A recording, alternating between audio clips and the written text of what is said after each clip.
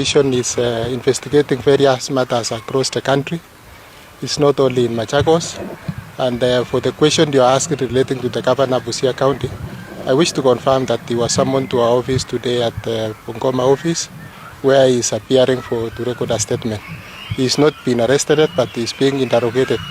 He is being writing a statement, and we are also investigating him among other 8 officials of the county government of Busia for an alleged irregularities in procurement of various projects within the county of Busia.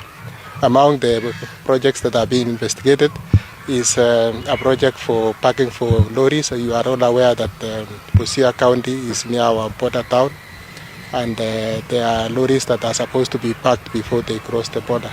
So there was a project for construction of a park for a number of lorries, about 200 lorries, and there are late irregularities in the procurement of the same, and many other procurement irregularities touching on various projects where the county government officials are conflicted.